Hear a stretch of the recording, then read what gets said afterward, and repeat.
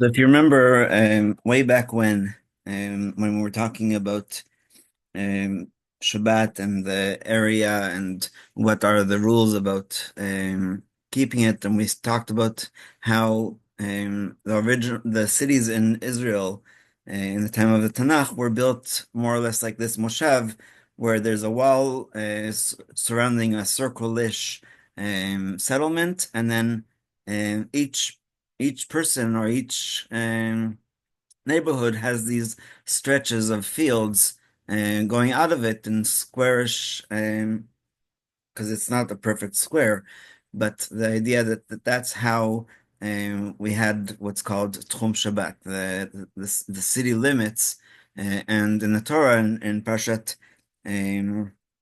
Ba'alotcha, when Hashem consecrates the Leviim, and then again in Parshat Matot and Masei, he says that each one of the Levites will have outside of their city this field of 2,000 amot, and it says Umadotem alpayim ama saviv. So you should measure these 2,000 amot outside of the wall, and that's the end of that person's inheritance. Um, so one more introduction.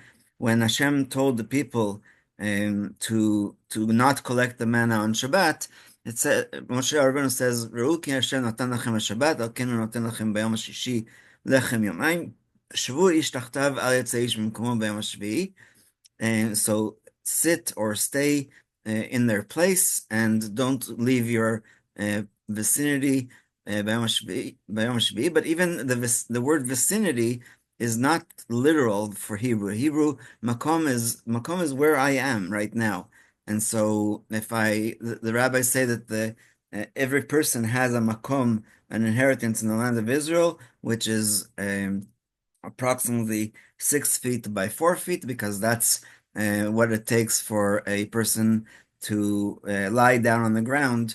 Well, maybe 6 by 6, because it includes even stretching your arms out. We're not in a Iranian prison where they don't even let you to stretch your arm, and they have them squished in these tiny little cells in order to torture them. But the reason I'm bringing this here is because for centuries, the Karaite Jews who don't believe in the Torah Sheba'al Peh took this literally, which means that they did not even leave their house on Shabbat.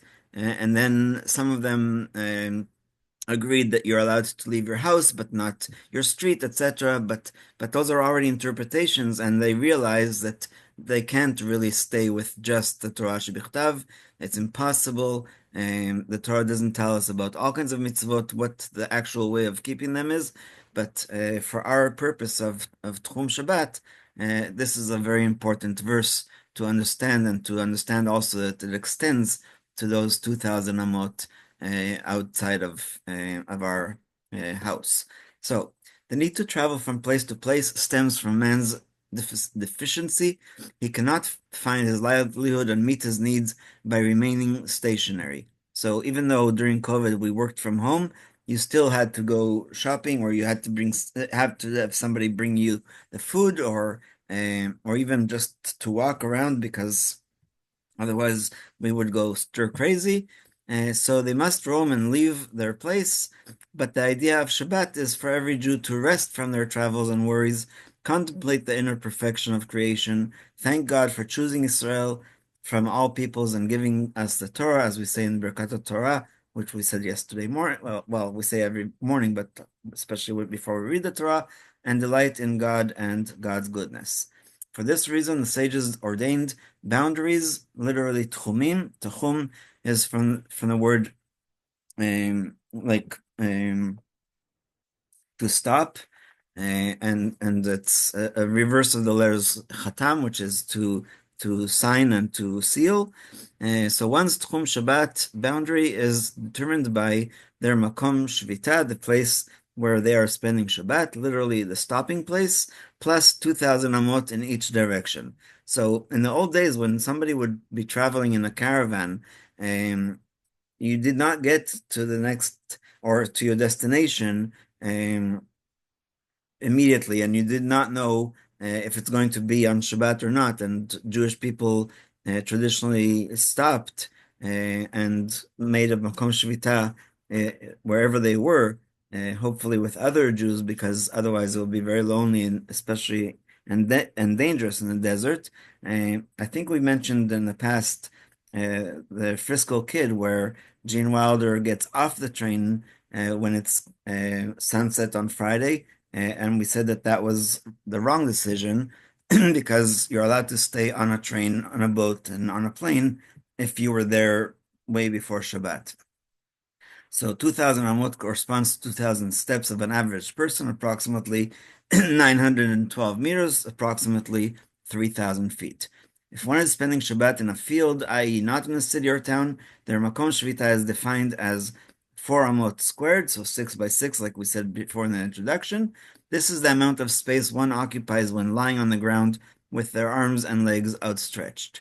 They may walk 2,000 amot beyond that in each direction, and that's the chidush of the rabbis of the oral Torah, that we are allowed, even from that place in the middle of nowhere, to walk 2,000 amot each direction. If they are spending Shabbat in city or town, the entire settled area is considered one place, and they may travel 2,000 amot beyond the city limits.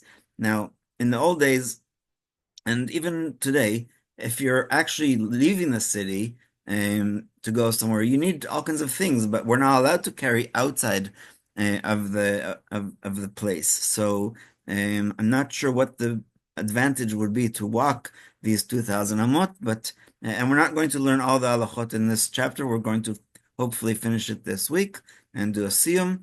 But the idea of sometimes you need to walk on Shabbat, like I said about the bris between two settlements, and even today when there's a lot of cities that are interconnected and you don't really know the blurriness of the boundary between one city and the other is not very clear.